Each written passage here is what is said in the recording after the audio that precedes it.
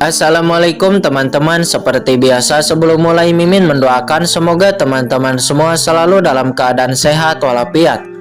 Oke, kali ini kita akan melanjutkan Martial Master versi novel bagian 525. Bagi yang baru bergabung, selamat bergabung. Dan bagi yang belum subscribe dulu lah agar Mimin tambah semangat lagi nih bikin videonya.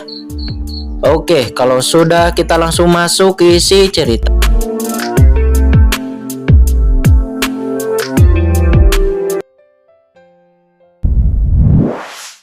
Itu harus menjadi sasaran kucing hitam besar. Adapun untuk menghancurkan segel ini, Qingchen tidak akan pernah melakukannya. Segel ini jelas digunakan untuk menyegel Lord of the Abyss. Jika segel ini dibuka hanya untuk keuntungan kecil, benua Tianwu pasti akan menderita banyak kerugian. Qingchen kemudian mulai menyempurnakan bendera formasi, lalu diletakkan di sekitarnya. Di sisi lain, kucing hitam yang melihat Qingchen dapat memahami segel dalam waktu yang singkat. Tiba-tiba dia terkejut. Anak ini bakatnya sangat luar biasa. Jika dia tumbuh seperti ini, maka... Gumam kucing hitam besar itu dengan cahaya yang tak bisa dijelaskan berkedip di matanya. Aku akan mulai, kata Qingchen. Di saat bendera formasinya dan arai Tiankong Wanjuan telah siap digunakan. Ini bukan pertama kalinya Qingchen membuka segel. Dia tahu bahwa jika metode membuka segel itu salah, itu pasti akan menimbulkan serangan balik dari segel itu sendiri. Begitu kekuatan segel di bawah memicu serangan balik, saya khawatir baik dia ataupun Lao Yuan tidak akan dapat bertahan. Lao Yuan, kucing hitam besar, silahkan kalian pergi ke dalam cakram Gyo Qiankun, kata Qingchen. Jika dia menghadapi bahaya, dia juga akan segera memasuki cakram Gyo Qiankun. Lao Yuan dan kucing hitam besar itu juga tahu betapa hebatnya serangan balik itu, dan mereka berdua dengan cepat memasuki cakram Gyo Qiankun. Qingchen menarik napas dalam-dalam dan mulai mendesak arai Tiankong Wanjuan. Tiba-tiba sederet cahaya berkabut dipancarkan dari arai Tiankong Wanjuan, dan itu langsung mengaktifkan bendera formasi. Bendera formasi diaktifkan satu persatu dan ada serangkaian kekuatan cahaya yang mengerikan yang langsung menembus medan. Dengan restu dari arai Tiankong Wanjuan, kekuatan cahaya ini langsung jatuh ke ruang di bawah segel. Qingchen hanya mendengar ledakan samar, dan kemudian napas kristal suci yang kuat dan ekstrim mengalir keluar. Dan pada saat yang sama ada rasa krisis yang kuat. Tidak baik. Qingchen terkejut, dan tanpa berpikir terlalu banyak, dia langsung memasuki cakram Gyo Qiankun. Boom!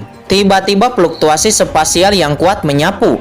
Dan kemudian bendera formasi Qingchen segera mengeluarkan suara berderit dan hampir meledak. Qingchen terkejut, dia segera tahu bahwa formasi besar yang dia atur tidak dapat menghentikan kekuatan penyegelan. Jika formasi yang dia atur rusak, pekerjaannya selama beberapa hari sebelumnya akan sia-sia.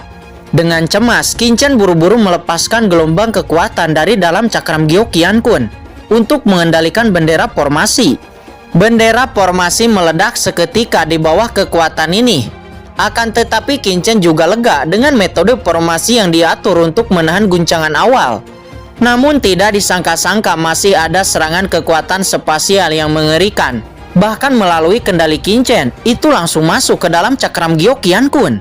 Ini adalah pertama kalinya Qingchen melihat sebuah kekuatan yang dapat bergegas masuk ke dalam cakram Gyo Qiankun. Dalam kegelisahan, Qingchen tidak bisa lagi mengendalikan bendera formasinya yang di dunia luar. Dia kemudian membakar darahnya sendiri dengan gila-gilaan dan buru-buru ingin mengisolasi cakram Gyo Qiankun untuk menahan masuknya kekuatan ruang angkasa itu. Meledak. Akan tetapi kekuatan itu terlalu kuat, disertai dengan kekuatan spasial yang menakutkan dan juga kekuatan suci yang mencengangkan. Itu langsung mengalir ke dalam cakram Gyo Qiankun dan menyerang Qingchen dengan ganas. Tidak, Lao Yuan, pergi dan blokir, kata kucing hitam besar itu dengan ekspresi yang sangat serius. Lao Yuan bergegas untuk pertama kalinya, tetapi ada guntur dan kilat yang mengerikan di kekuatan ini. Boom! Kekuatan ini langsung memukul mundur Lao Yuan, dan Lao Yuan meledak terbang keluar. Pukulan ini bahkan lebih menakutkan daripada pertarungannya dengan Lord of the Abyss. Dengan hanya begitu saja, Lao Yuan sangat terluka parah. Dia tidak bisa bergerak dan tergeletak di tanah. Setelah kekuatan guntur dan kilat itu menjatuhkan Lao Yuan, kekuatan itu langsung datang ke arah Qin Chen. Shao Chen, Yu Qiansu dan yang lainnya ketakutan. Mereka melihat nasib Lao Yuan setelah dihantam oleh kekuatan guntur dan kilat itu. Dengan kekuatan Lao Yuan, mereka semua terluka parah seperti itu. Jika Qin Chen dipukul, dia pasti akan mati, bahkan mungkin akan berubah menjadi abu. Yu Qiansu dan Jiruyu sangat ketakutan. Mereka berdua bergegas pergi hampir bersamaan, dan mereka akan berdiri di depan Qin Chen untuk melawan kekuatan guntur dan kilat ini untuk Qin Chen. Tetapi Yu Qiansu tidak punya waktu untuk mendekati Qin Chen. Dia langsung dikejutkan oleh kekuatan suci yang menakutkan. Dia kemudian terlempar keluar, jatuh ke tanah dan menyemburkan seteguk darah. Namun Jiruyu jauh lebih baik daripada Yu Qiansu. Pada saat kritis, kecubung ungu tiba-tiba muncul di tengah alisnya. Dan kecubung ini mekar dengan napas yang luar biasa memenuhi tubuh Jiruyu untuk membantu Jiruyu melawan ini.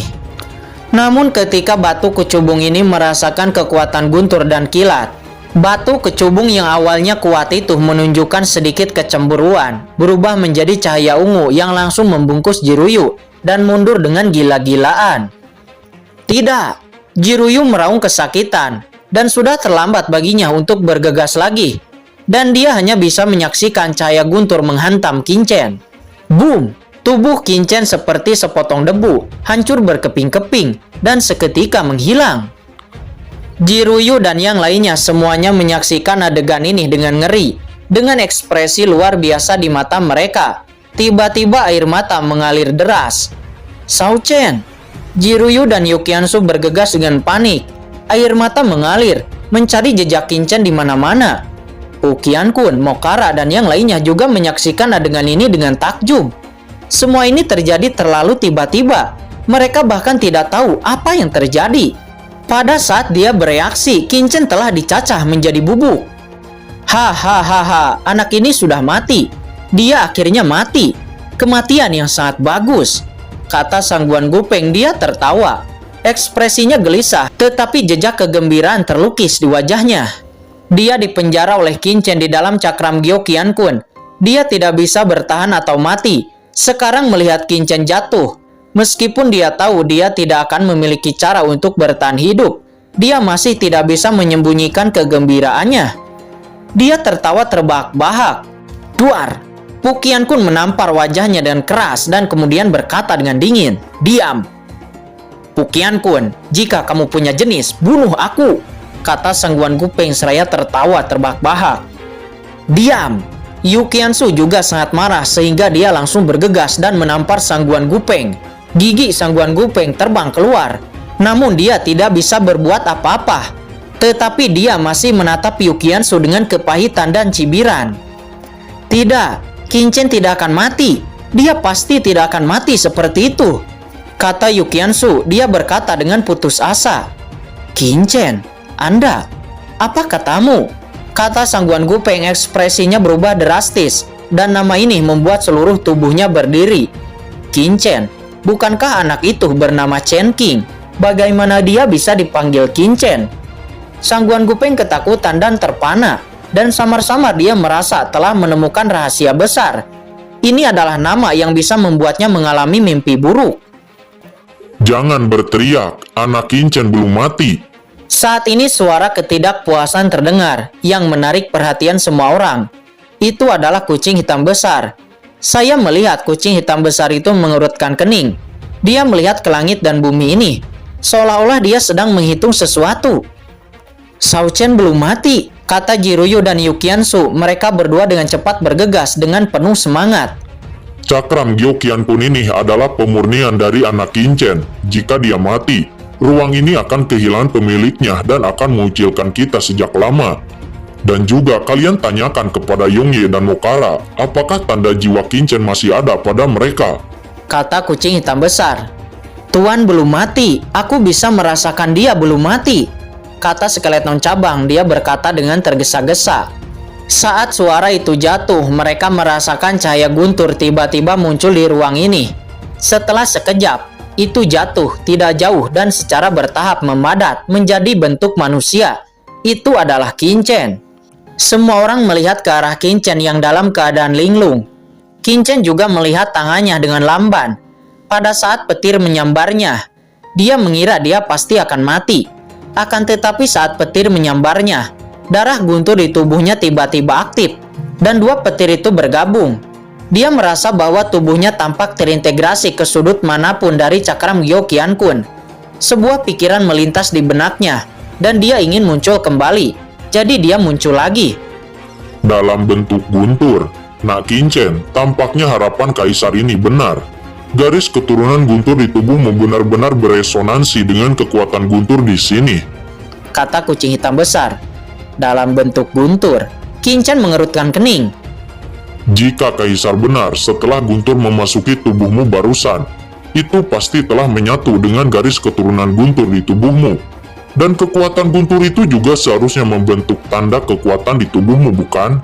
Kata kucing hitam besar itu. Qingchen mengangguk. Ini memang benar. Setelah cahaya guntur itu jatuh, itu memadat menjadi kristal biru di tengah alisnya, tersembunyi di dalam tubuhnya. Dan Qingchen dapat dengan mudah merasakan lokasi guntur ini. Maka sekarang kamu bisa mencoba mengaktifkan tanda itu, kata kucing hitam besar seraya tersenyum. Qingchen mendengar kata-kata itu dan dengan lembut memindahkan cahaya guntur di tengah alisnya.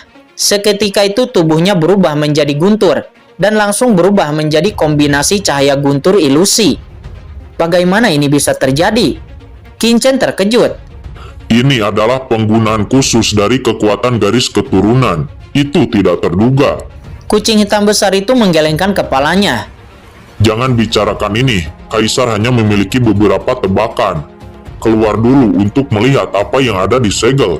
Adapun sisanya, ya, saya akan menjelaskannya kepadamu nanti, kata kucing hitam besar itu. Nampaknya dia sudah tidak sabar untuk keluar dari dalam cakram Gyo Qiankun. Qingchen melintas dan keluar dari dalam cakram Gyo Qiankun. Di luar, Qingchen mendapati bahwa bendera formasi yang ia tanam telah hancur. Hanya arai Tiankong Wanjuan yang masih utuh. Pada saat yang sama, segel di bawah juga terbuka. Sebuah celah terbuka, dan itu mengungkapkan bola cahaya di tengah. Bola cahaya itu ternyata adalah sebuah manik yang sangat berkabut, memancarkan atmosfer yang mendebarkan. Manik batas kota. Bagaimana mungkin itu manik-manik batas kota? Kata kucing hitam besar itu, matanya melebar. Ekspresinya tampak seperti neraka, menunjukkan warna yang luar biasa. Apa? Ini adalah manik-manik batas kota yang legendaris. Qingchen kehilangan suaranya. Dia telah mendengar dari kucing hitam besar itu bahwa manik-manik batas kota adalah harta karun legendaris yang lahir di benua Tianwu. Itu adalah jantung dunia yang lahir dengan pembentukan benua. Itu adalah inti dari seluruh benua. Itu setara dengan sarang iblis kekacauan di benua iblis alien. Dan juga benda ini ketika berada di alam rahasia iblis surgawi, itu bersinar terang, menekan ras iblis alien dan menyegel alam rahasia iblis surgawi. Selain itu, manik-manik batas kota dapat dengan mudah menghilangkan benih parasit di tubuh Qingchen. Qingchen telah mencari manik-manik batas kota ini sebelumnya untuk menyelesaikan krisis benih parasit. Hanya saja manik-manik batas kota selalu misterius di alam rahasia iblis surgawi. Dan bahkan kucing hitam besar itu telah menemukan tempatnya. Akan tetapi dia tidak menyangka itu akan muncul di sini. Di masa lalu, Qingchen memiliki harapan yang sangat tinggi untuk manik-manik batas kota. Tetapi sekarang Qingchen telah memecahkan masalah benih parasit. Oleh karena itu, dia tidak memiliki banyak harapan terhadap manik-manik batas kota ini. Tetapi Qingchen masih penasaran dan bertanya-tanya, mengapa manik-manik batas kota bisa muncul di sini? Kucing hitam besar, apakah kamu tahu manik-manik batas kota itu ada di sini? Tanya Qingchen. Ketika kucing hitam besar itu berada di alam rahasia iblis surgawi, dia sangat mendambakan manik-manik batas kota ini. Manik-manik batas kota? Mengapa harus manik-manik batas kota? Kucing hitam itu mengeong. Tetapi siapa yang mengambil manik-manik batas kota dari alam rahasia iblis surgawi dan meletakkannya di sini lagi? Kata kucing hitam besar itu. Dia melompat dengan tatapan muram, matanya seperti neraka. Qingchen mengerutkan kening. Bukankah bagus melihat manik-manik batas kota? Tetapi mengapa kucing hitam besar itu sepertinya tidak senang? Sial, ini hanya membuang-buang begitu banyak energi. Kata kucing hitam besar itu. Dia menghela napas dan tampak kecewa. Tidak sia-sia, setidaknya ada manik-manik batas kota di sini, kata Kincen. Bagaimana kalau kamu menemukannya? Apakah kamu masih bisa mengambil manik-manik batas kota itu? Kucing hitam besar itu tersenyum pahit. Alasan mengapa penjahat tercela mengambil asal-usul ruang angkasa dan menggantinya dengan manik-manik batas kota adalah karena pasti ada harta karun. Manik-manik batas kota ini jelas digunakan untuk menekan Lord of the Abyss. Ini, Kincen tampak bingung, dan apa yang dikatakan oleh kucing hitam besar itu benar-benar masuk akal. Tidak heran jika ada aura spasial yang begitu kuat di sini sebelumnya. Manik-manik batas kota adalah jantung dunia benua Tianwu, dan kekuatan ruang secara alami sangat kuat. Dan hanya harta ini yang dapat menekan Lord of the Abyss.